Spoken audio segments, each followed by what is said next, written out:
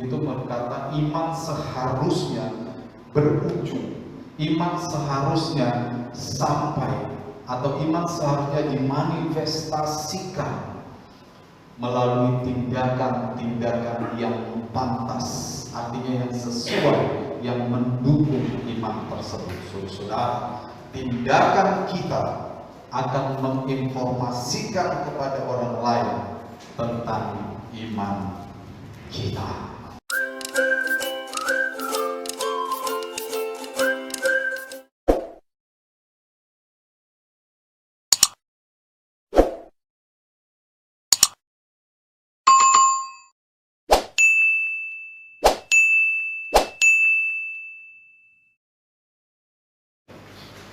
Shalom saudara.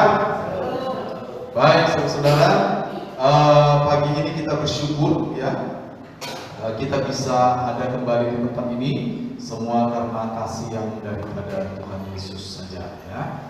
Baik, pagi ini saya masih berbicara tentang iman ya. Jadi di minggu ketiga kita bicara tentang iman saudara-saudara ya. Iman. Nah pagi ini saya akan berbicara tentang iman dan saya berikan judul iman termanifestasi. Tahu termanifestasi? Atau iman itu tampak, atau iman itu berwujud di dalam perbuatan. Ya. Jadi kita akan melihat iman pagi ini dari perspektif Yakobus yang disampaikan kepada ke-12 suku Israel yang pada waktu itu ada di perantauan. Ya, dalam 3 minggu belakangan kita sudah membahas iman dari sudut pandang Habakuk. Minggu yang lalu kita juga sudah membahas iman dari sudut pandang penulis kitab Ibrani. Dan pagi ini kita akan melihat iman dari perspektif Yakobus atau dari sudut pandang Rasul Yakobus, saudara. Mari kita buka Alkitab kita di dalam Yakobus pasal 2. Yakobus pasal 2. Kita baca ayat 14 sampai ayat 26.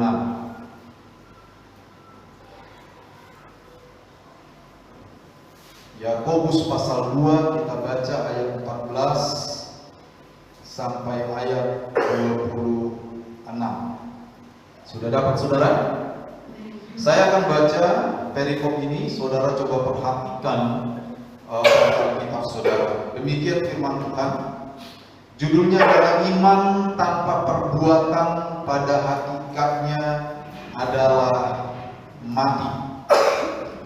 Apakah gunanya saudara-saudaraku jika seorang mengatakan bahwa ia mempunyai iman, padahal ia tidak mempunyai perbuatan?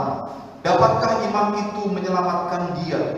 Jika seorang saudara atau saudari tidak mempunyai pakaian dan kekurangan makanan sehari-hari, dan seorang dari antara kamu berkata, "Selamat jalan, kenakanlah kain panas dan makanlah sampai kenyang," tetapi ia tidak memberikan kepadanya apa yang perlu bagi tubuhnya, apakah gunanya itu?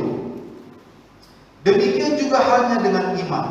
Jika iman ini tidak disertai perbuatan, maka iman itu pada hakikatnya adalah mati. Tetapi mungkin ada orang berkata, "Padamu ada iman dan padaku ada perbuatan." Aku akan menjawab dia, "Tunjukkanlah kepadaku imanmu itu tanpa perbuatan, dan aku akan menunjukkan kepadamu imanku dari perbuatan-perbuatanku. Engkau percaya bahwa hanya ada satu Allah saja, itu baik. Tetapi setan-setan pun juga percaya akan hal itu, dan mereka gemetar. Hai manusia yang bebal, maukah engkau mengakui sekarang bahwa iman tanpa perbuatan adalah iman yang kosong? Bukankah Abraham bapa kita dibenarkan karena perbuatan-perbuatannya ketika ia mempersembahkan Ishak anaknya di atas mezbah? Kamu lihat bahwa iman bekerja sama dengan perbuatan-perbuatan, dan oleh perbuatan-perbuatan itu iman menjadi sempurna. Dengan jalan demikian genaplah nas yang mengatakan, lalu percayalah Abraham kepada Allah, maka Allah memperhitungkan hal itu kepadanya sebagai kebenaran. Karena itu Abraham disebut sahabat Allah. Jadi kamu lihat bahwa manusia dibenarkan karena perbuatan-perbuatannya dan bukan hanya karena iman. Dan bukankah demikian juga Rahab pelacur itu dibenarkan karena perbuatan-perbuatannya ketika ia menyembunyikan orang-orang yang disuruh itu di dalam rumahnya, lalu menolong mereka lolos melalui jalan yang lain. Sebab seperti tubuh tanpa roh adalah mati, demikian jugalah iman tanpa perbuatan-perbuatan adalah mati. Nah, saudara-saudara, seperti saya katakan tadi, kita akan melihat iman dari sudut pandang Yakobus pagi hari ini, ya. Nah, sebenarnya bagian ayat 14 sampai 26 ini dimulai, coba tolong dibantu. Apa? Oke, ini dia. Ya, bagian ayat 14 sampai 26 ini itu sebenarnya dimulai dari ayat 1 sampai 13. Ya. Jadi kalau saudara perhatikan di ayat 1, perikop ini dibuka dengan satu kalimat. Ya. Janganlah iman itu kamu amalkan dengan memandang muka. Artinya janganlah kamu memperlakukan orang, ya, secara berbeda. Nanti kalau saudara baca di sana, kalau ada orang kaya datang ke perkumpulanmu, kamu tunduk-tunduk, silahkan Pak. Kalau bukan kaya, kamu abaikan, itu maksudnya. Ya, jadi janganlah iman itu kamu amalkan dengan memandang muka. Lalu di ayat 12 dan 13 itu ditutup dengan satu kalimat, berkatalah dan berlakulah seperti orang-orang yang akan dihakimi oleh hukum yang memerdekakan orang. Ya, artinya berbuatlah dengan pemahaman bahwa nanti kamu akan dihakimi. Ya, dan penghakiman yang kamu harapkan itu adalah penghakiman yang akan memerdekakan kamu. Oleh karena itu perbuatanmu harus sesuai dengan hasil yang kamu harapkan. Kira-kira seperti itu. Lalu masuklah Yakobus kepada pembahasan tentang iman mulai ayat 14 sampai 26. Tetapi intinya saudara-saudara, iman seharusnya bermuara kepada tindakan yang pantas. Ya, sekali lagi, iman seharusnya bermuara kepada tindakan yang pantas. Seorang teolog yang bernama Dan G. McCartney itu berkata, iman seharusnya berujung, iman seharusnya sampai, atau iman seharusnya dimanifestasikan melalui tindakan-tindakan yang pantas, artinya yang sesuai, yang mendukung iman tersebut. Saudara, tindakan kita akan menginformasikan kepada orang lain tentang iman kita. Itu intisari dari ayat 1 sampai ayat 13. Tindakan kita akan menginformasikan kepada orang lain tentang iman kita, saudara. Nah, kita akan lihat ini nanti di pembahasan selanjutnya, ya. Coba next. Baik. Nah, di dalam teks ayat 14 sampai 26 ini kita akan bertemu ada 3 kali, saudara-saudara. Ya, ada 3 kali Yakobus menyinggung tentang iman dan perbuatan dalam bentuk yang negatif. Artinya iman tanpa perbuatan. Ya. Kalau saudara perhatikan di ayat 17, ya, di ayat 20 dan di ayat 26, Yakobus menyinggung tentang iman dan perbuatan dari sudut pandang negatif. Ya, di ayat 17 dikatakan seperti ini. Demikian juga halnya dengan iman. Jika iman itu tidak disertai perbuatan, maka iman itu pada hakikatnya adalah mati. Mati, nekros. Dalam bahasa Yunani ditulis dengan kata nekros. Nekros itu seperti mayat, tidak berespon, ya, tidak berespon, saudara. Ya.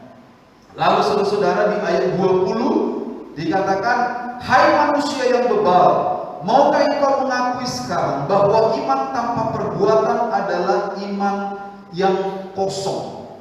Ya. Di ayat 20 ini iman dipisah dari perbuatan. Ya, di dalam teks aslinya kata iman tanpa perbuatan itu iman dipisahkan dari perbuatan. Iman tidak diikuti oleh perbuatan. Dan Yakobus mengatakan itu adalah sesuatu yang kosong. Lalu di ayat 26 kembali Yakobus menutup perikop ini dengan memberi semacam penekanan kembali. Sebab seperti tubuh tanpa roh adalah mati, demikian juga iman tanpa perbuatan adalah mati. Nah, kembali dipakai kata nekros di sini, saudara, yaitu mati, seperti mayat, tidak berespon. Jadi iman kalau dipisahkan dari perbuatan, artinya kita mengaku beriman.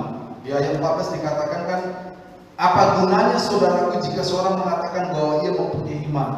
Ya, mengatakan artinya mengaku. Saya mengaku saya beriman. Saya mengklaim saya beriman. Ya, saya menginformasikan saya orang beriman. Tetapi iman itu tidak terlihat dari perbuatan saya. Iman itu tidak tampak nyata dari apa yang saya lakukan. Maka oleh Yakobus ini sebenarnya bukanlah iman. Tetapi kalaupun ini dipaksakan disebut iman, maka ini adalah iman yang mati, nekros, seperti mayat, tidak berespon. Kalaupun dipaksakan, ini adalah iman yang kosong. Di ayat 20, ya, iman yang kosong itu tidak berproduksi, ya, tidak menguntungkan, tidak ada gunanya. Ya. Di ayat 26 kembali dikatakan sebab seperti tubuh tanpa roh adalah mati, seperti itu iman tanpa perbuatan juga adalah mati. Iman yang tidak berespon, iman yang tidak produktif, iman yang tidak hidup, iman yang mati seperti mayat. Jadi saudara-saudara, ya bisa dilanjutkan. Ketiga bagian ini menginformasikan kepada kita tentang bagaimana Yakobus mendeskripsikan atau menggambarkan bahwa kalau kita mengaku beriman, kalau kita mengaku sebagai orang yang percaya, maka saudara-saudara, iman kita itu tidak bisa dipisahkan atau tidak bisa dilepaskan dari perbuatan-perbuatan yang pantas, perbuatan-perbuatan yang mendukung keimanan kita itu, saudara-saudara. Sebab iman kalau dipisahkan dari perbuatan, iman kalau dipisahkan dari tindakan-tindakan yang pantas, maka iman itu sesungguhnya adalah iman yang mati. Kalaupun dipaksakan disebut sebagai iman, maka sesungguhnya iman itu adalah iman yang kosong. Maka sesungguhnya iman itu adalah iman yang tidak ada gunanya, tidak berproduksi, tidak menguntungkan. Dan iman seperti ini bukanlah iman yang diharapkan oleh Tuhan. Iman tanpa perbuatan adalah iman yang tidak bekerja, iman yang tidak efektif alias iman yang mati, dan iman yang tidak pantas, saudara. Ya. Oke, saya lanjutkan saudara-saudara ya. Jadi tadi saya sudah membahas ada 3 bagian di mana Yakobus melihat iman dari sudut pandang negatif terkait perbuatan. Di mana Yakobus melihat iman kalau dipisahkan dari perbuatan, maka iman itu adalah iman yang mati. Maka iman itu adalah iman yang tidak bisa menghasilkan apa-apa. Iman itu adalah iman yang tidak produktif. Iman itu adalah iman yang tidak membuahkan apa-apa. Ya, sekarang kita akan lihat Ada satu kali saudara Yakobus melihat iman dari sudut pandang positif terkait dengan perbuatan. Itu di ayat 22. Dikatakan seperti ini, coba saudara perhatikan. Kamu lihat bahwa iman bekerja sama dengan perbuatan-perbuatan, dan oleh perbuatan-perbuatan itu iman menjadi sempurna. Nah, di ayat 22 ini Yakobus coba melihat satu sisi iman. Bagaimana kalau iman itu disertai oleh perbuatan? Tadi dia sudah memaparkan bagaimana kalau iman tidak disertai oleh perbuatan. Sekarang dia berkata bagaimana kalau iman itu disertai oleh perbuatan. Di ayat 22 dikatakan iman bekerja sama dengan perbuatan. Nah, bekerja sama di sini saudara-saudara itu memiliki makna saudara-saudara hubungan yang sangat erat, ya, synergeo. Dari kata ini nanti muncul kata sinergi. Ya, tahu kata sinergi ya? Kerjasama, bersinergi. Ya. Nah, kata synergeo di dalam konteks ayat 22 ini saudara menggambarkan hubungan yang sangat erat. Tidak mungkin terpisah antara apa? Antara iman dengan perbuatan. Tidak mungkin dipisahkan iman dengan perbuatan. Lalu kalau demikian halnya, apa dampaknya? Apa hal yang dihasilkan saudara-saudara? Ya, maka dikatakan di ayat 22, kalau iman bekerja sama dengan perbuatan, maka iman itu menjadi sempurna. Ya, iman itu menjadi sempurna. Dan kata bekerja sama ini, saudara-saudara, sedikit saya jelaskan. Ya, di dalam pelajaran bahasa Yunani, saudara-saudara, ada tenses, dan kata ini ditulis dalam tenses imperfect, artinya saudara-saudara sudah seharusnya, sudah apa ya, sudah takdirnya, saudara mengerti, sudah memang harus begitu. Artinya memang sudah seharusnya iman itu bekerja sama dengan perbuatan. Kalau itu dipisah, itu bukan iman. Memang hakikat iman itu harus disertai dengan perbuatan. Sudah seharusnya begitu. Sudah seharusnya begitu.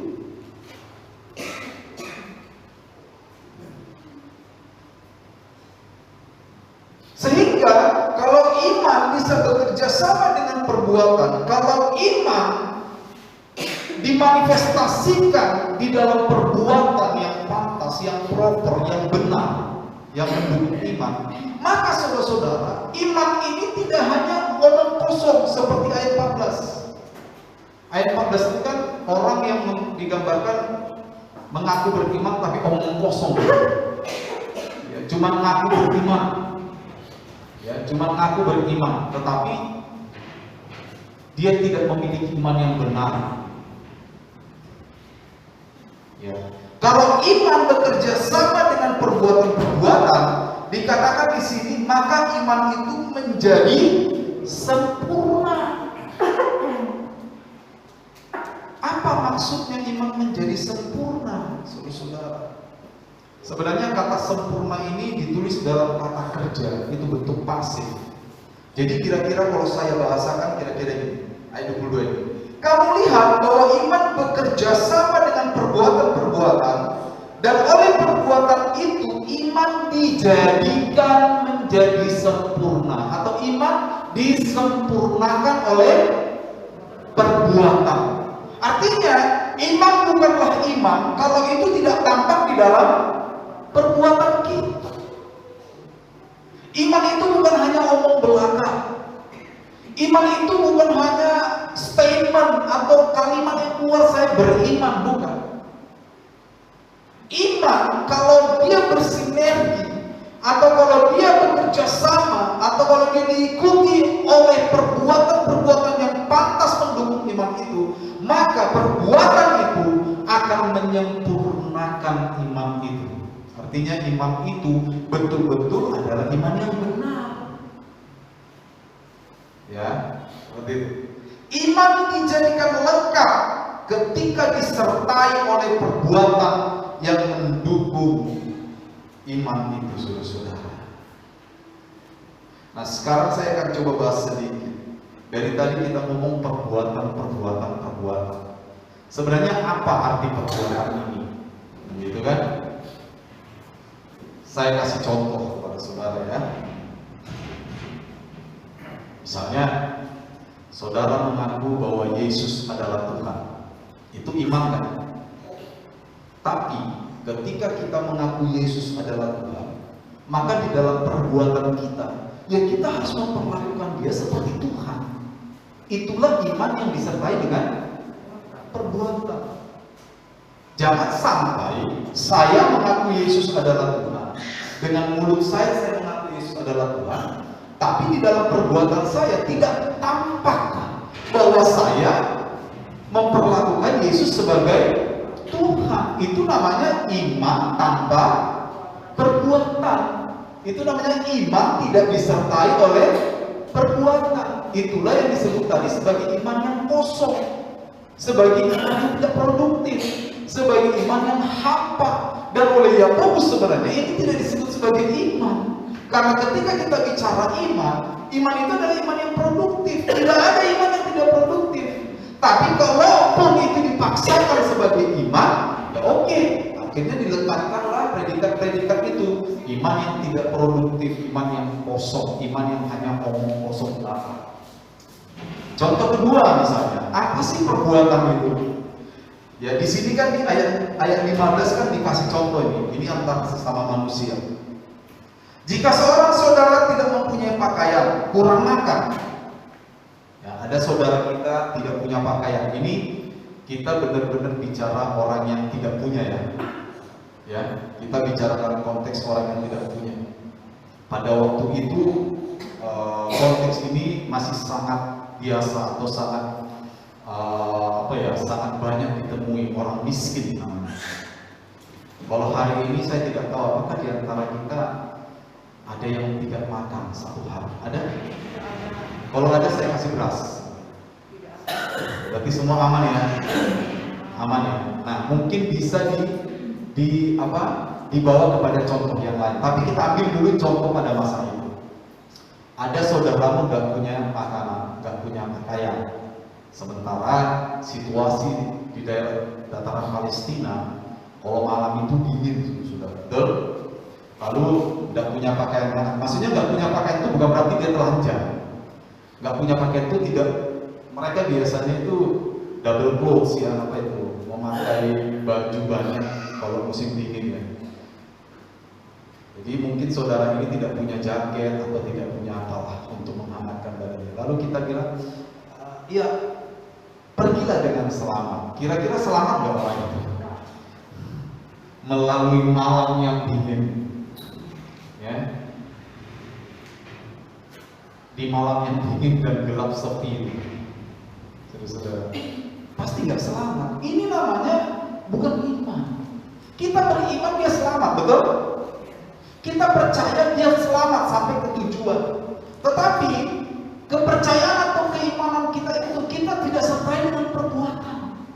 Kalau kita lihat saudara kita tidak punya baju panas pada waktu itu, dan kita berharap dia selamat, harapan kita harus kita wujudkan dengan perbuatan. Nih, pinjamlah, besok kembalikan. Atau kalau bisa, nih saya ada lebih baju hangat, pakailah supaya kamu betul-betul selamat seperti yang saya ucapkan tadi, seperti yang saya imani tadi.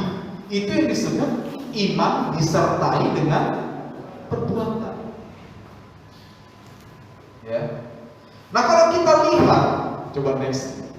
Kalau kita lihat di ayat 14, ini menggambarkan iman yang gagal. Ya. Apa gunanya kamu bilang beriman? Kamu nggak berbuat mendukung iman itu. Di ayat 15 dan 16, ini iman yang tidak berguna, sekedar omong kosong. Selamat ya, kamu tiba di rumahmu dengan selamat, tapi tidak kita support dengan apa yang kita. Di ayat 19, setan juga percaya bahwa adanya Tuhan yang esa, tapi dia tidak memperlakukan Tuhan seperti Tuhan, saudara. Dia tidak menyembah. Di ayat 21, Abraham membuktikan imannya kepada Allah melalui perbuatannya, ketaatannya. Lalu di ayat 25, Rahab, seorang penduduk Yeriko waktu itu, dia mendengar tentang Allah Israel. Ya, dan pada waktu pengintai-pengintai datang ke tanah Yeriko, karena dia tahu siapa Allah Israel yang menyertai mereka, maka dia bertindak seperti apa yang dia tahu. Nah, makanya Rahab ini disebut orang yang beriman, walaupun dia belum mengenal Allah loh waktu itu. Kan dia orang Yeriko. Nanti Yeriko waktu diserang, dihancurkan, Rahab dan keluarganya diselamatkan. Karena apa? Iman yang disertai perbuatannya tadi. Coba bayangkan kalau dia hanya tahu tentang Allah Israel, dia tahu Israel didukung oleh Allah menyeberangi laut Abraham, banyak mujizat, tapi dia cuek.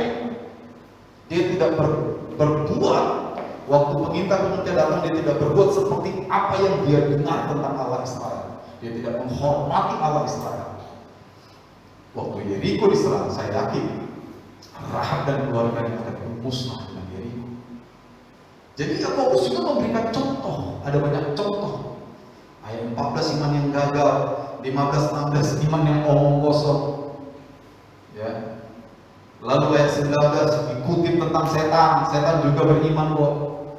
Dia percaya adanya Allah, tapi tidak memperlakukan Allah sebagai Allah, tidak memperlakukan Tuhan sebagai Tuhan. Dia tidak menyembah Tuhan, dia tahu ada Tuhan. Dan Yakobus bilang itu bukan iman. Kalaupun dipaksakan sekali lagi itu iman yang omong kosong. Lalu diambil contoh yang positif tentang Abraham dan Rahab. Abraham kenapa dibedahkan? Ya karena dia taat. Coba dia cuma percaya Tuhan kalau itu. Salah nggak percaya Tuhan? Ya nggak salah, tentu saja benar. Tetapi kepercayaan itu tidak diikuti oleh ketaatannya. Mempersembahkan Ishak dan membawanya ke Gunung Moria.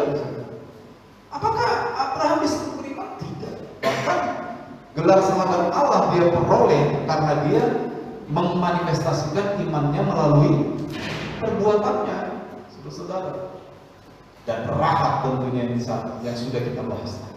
Nah, saudara-saudara, ya, konfirmasi dari Yakobus atau contoh-contoh yang diberikan oleh Yakobus memberikan kita satu semakin jelas bahwa ketika kita beriman, iman itu harus bekerja sama dengan perbuatan. Ya. Saya beriman, makanan saya cukup, pakaian saya cukup. Apakah cukup segitu? Apa yang kita lakukan? Kita bekerja dengan baik, kita bekerja dengan jujur, lakukan semaksimal mungkin yang saudara bisa lakukan. Lakukan yang terbaik. Lakukan yang terbaik. Itu namanya iman kita support dengan perbuatan. Ya. Saya mau sehat, misalnya, iman saya mau sehat. Ya, misalnya saudara-saudara sekalian yang sedang sakit, ada yang sakit saudara? Saya dengar ada yang sedang sakit batu beberapa dari saudara. Misalnya saudara mau sehat, ya, minum obat, betul? Jangan bilang, saya punya Tuhan yang hidup, ada obat, no. Yes, ya kan? No, bukan. Itu bukan iman yang benar. Kita tetap berdoa kepada Tuhan. Kita tetap percaya bahwa Tuhan menyembuhkan sakit penyakit kita. Kita tetap percaya bahwa Allah adalah Jehovah Rafa, Allah adalah kesembuhan kita, Allah yang menyembuhkan, ya, Jehovah Rafa. Tetapi tindakan kita adalah mensupport iman kita, betul? Minum obat, apalagi jauhi gorengan. Kalau pancinya nggak usah dijauhi. Kalau saudara bisa makan pancinya silakan. Apalagi jauhkan minum es. Itu kan namanya perbuatan kan? Coba saudara bayangkan kalau kita sakit batu tenggorokan panas parah, kita berdoa kepada Tuhan 3 jam. Tapi habis berdoa saudara makan gorengan, makan cabai, minum es. Ini namanya iman tidak bekerja sama, tidak sinergeo, tidak bersinergi dengan perbuatan kita. Nah, di dalam kita bertuhan juga begitu sih, saudara ya. Semua bentuk iman kita, semua manifestasi iman kita itu harus bersinergi dengan perbuatan. Next, kita akan lihat kesimpulannya apa, saudara-saudara. Yang pertama, iman itu bukan sekedar pengakuan, iman itu bukan sekedar ucapan, bukan. Yakobus sebenarnya mengatakan di ayat 14, ini bukan iman. Kalau hanya ngaku-ngaku beriman, ini bukan iman. Kedua, iman itu harus berujung atau harus bermuara kepada perbuatan yang pantas. Yang saya sebut pantas di sini sebenarnya adalah yang mendukung iman kita ini, ya, yang support iman kita ini. Seperti tadi saya kasih contoh, ya, kalau kita sakit, perbuatan yang pantas apa? Ya, minum obat. Tentu saja kita beriman, kita sembuh, kita berdoa, itu adalah hal yang sangat bagus dan itu sangat saya anjurkan kita berdoa. Apapun keadaan sakit, apapun pergumulan, kita harus berdoa kepada Tuhan. Kita harus mengandalkan Tuhan. Seperti beberapa minggu lalu kita belajar bahwa Tuhan memberikan ruang yang cukup luas untuk kita boleh menyampaikan kebutuhan-kebutuhan. Tetapi iman yang kita tunjukkan di hadapan Tuhan itu harus bersinergi, harus bekerja sama dengan perbuatan kita. Ya, saya mau bertumbuh iman saya, Tuhan. Saya mau bertumbuh kerohanian saya mau semakin cinta Tuhan. Itu iman kan? Tapi saya tidak mau baca Alkitab, tidak mau berdoa, tidak mau ditegur, yang salah ya salah terus. Kira-kira itu iman atau iman yang ngomong kosong? Itu iman yang ngomong kosong. Makanya saudara-saudara, kekristenan kita itu ada sesuatu yang bagus. Tetapi kekristenan itu menjadi tidak berarti kalau tidak disertai dengan perbuatan-perbuatan yang mewakili kekristenan kita.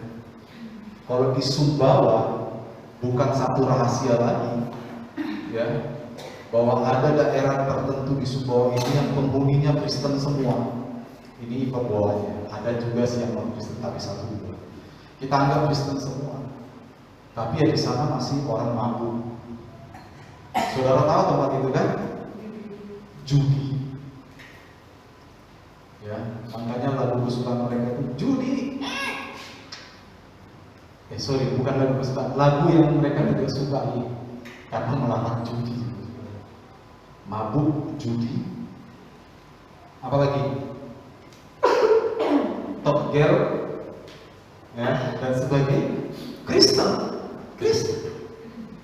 Tapi kekristenan mereka tidak ditampilkan melalui perbuatan yang pantas, sehingga Kristen tinggal Kristen saja dan tidak jadi berkat tentunya. Semua orang tahu kalau malam Natal atau malam tahun baru, kalau saudara model orang mabuk ya kesana aja,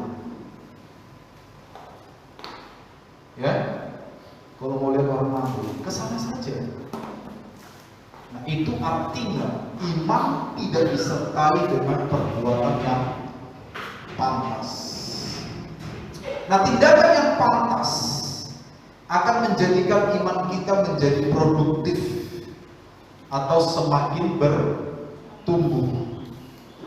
Jadi perbuatan-perbuatan yang pantas itu akan menjadikan iman kita semakin produktif. Bahkan Yakobus mengatakan iman itu menjadi sempurna atau disempurnakan.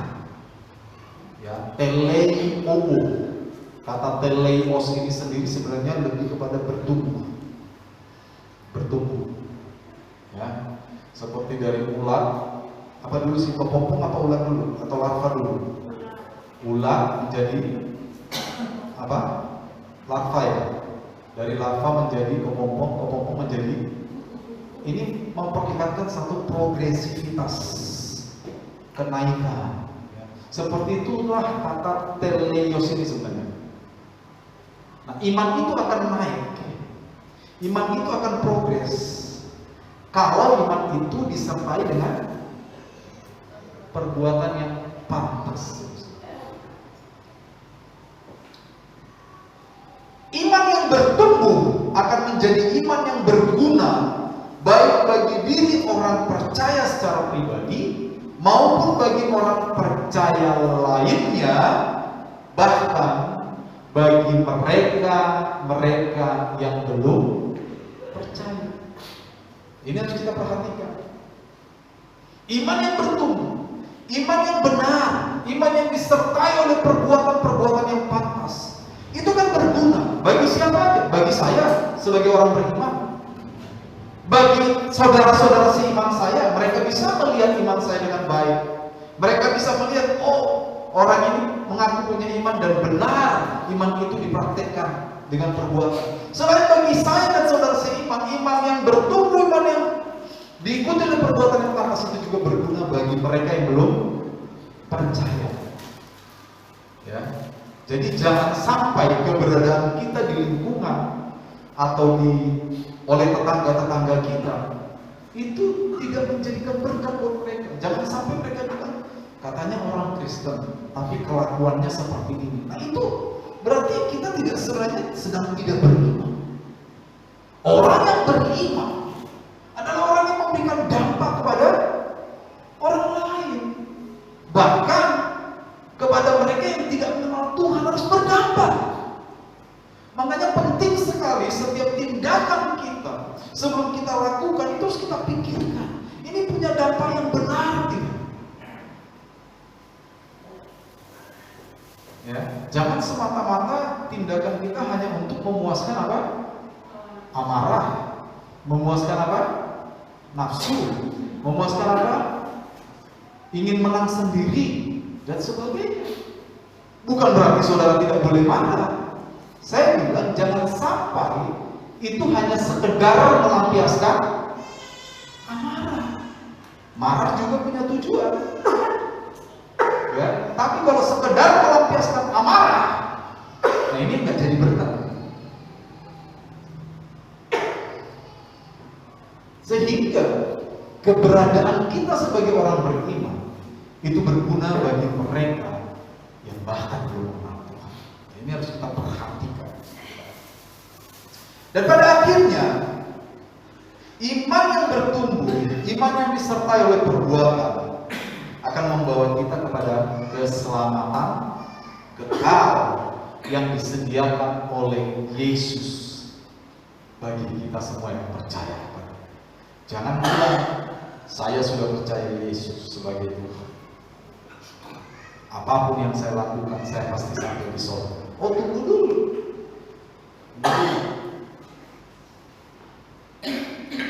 Saya selalu mengatakan keselamatan kita itu berada pada dua momen.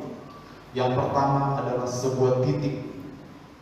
Ketika saya mengaku Yesus adalah Tuhan dan Juru Selamat saya, dengan rendah hati saya menerima Dia sebagai Tuhan bagi saya, maka pada saat itu semua dosa-dosa saya diampuni oleh Tuhan. Dan kalau saat itu saya mati, saya pasti masuk surga. Itu pasti. Tapi kenyataannya jarang ada yang begitu. Betul? Apakah ada di antara saudara waktu mengaku Yesus sebagai Tuhan langsung mati? Coba katakan.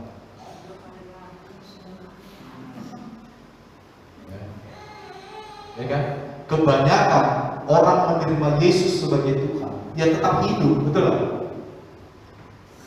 Momen yang kedua itu sebuah proses. Ini yang disebut pengudusan, sanktifikasi, pengudusan. Proses pengudusan yang saya maksud adalah sejak kita menerima Yesus sebagai Tuhan dan Juru Selamat sampai nanti kita mati, atau walaupun kita nggak mati, sampai nanti Tuhan Yesus datang kembali. Siapa tahu waktu Tuhan Yesus datang kita belum mati. Ya, itu merupakan proses panjang. Nah, kalau kita gagal di dalam proses ini, ya jangan harap kita ada di surga, saudara. Jadi jangan bilang, saya yang penting sudah Kristen, saya sudah menerima Yesus sebagai Tuhan dan Juru Selamat.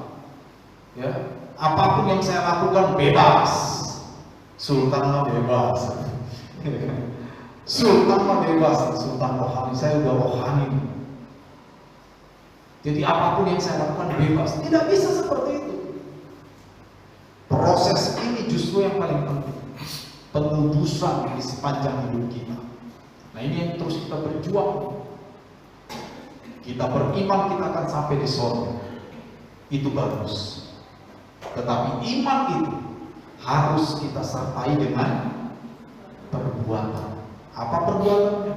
Setia sama Tuhan. Apa perbuatannya? Perlakukan Tuhan memang seperti Tuhan. Ya. Apa perbuatannya? Kasihi sesama manusia. Apa perbuatannya? Rajin beribadah. Apa perbuatannya? Dukung pekerjaan Tuhan. Apa perbuatannya? Jadi saksi buat orang lain. Apa perbuatannya? Menjadi teladan bagi saudara seiman. Nah, itu kan perbuatan-perbuatan yang mendukung iman kita. Sehingga suatu hari nanti, ketika kita mati atau ketika Yesus datang kembali ke dunia, iman kita itu menjadi lengkap sempurna, yaitu masuk ke dalam kerajaan Allah, masuk surga. Ya, seperti itu saudara. Akhirnya iman yang benar, iman yang komplit, iman yang produktif, iman yang disertai perbuatan yang proper, yang pantas, itu akan membawa kita kepada keselamatan di surga. Next, terakhir bagi kita hari ini, tindakan yang pantas untuk menginformasikan iman kita kepada orang lain adalah tindakan untuk taat kepada kehendak Allah yang tertuang di dalam firman-Nya, yaitu Alkitab. Artinya, kalau saudara mau menginformasikan kepada orang lain bahwa saudara adalah orang beriman, ya, nggak perlu pakai mulut, nggak perlu bilang, tetangga, saya orang beriman, saya orang Kristen. Oh, nggak perlu. Informasikan bahwa saudara adalah orang beriman dengan cara taat kepada setiap kehendak Allah yang ada di dalam Alkitab. Maka orang lain akan melihat bahwa kita sesungguhnya adalah orang-orang yang beriman. Ini yang disebut iman bekerja sama, sinergi, bersinergi dengan perbuatan-perbuatan. Berbicaralah, bertindaklah, berpikirlah sesuai dengan tuntunan firman Tuhan. Inilah bukti bahwa saya orang beriman.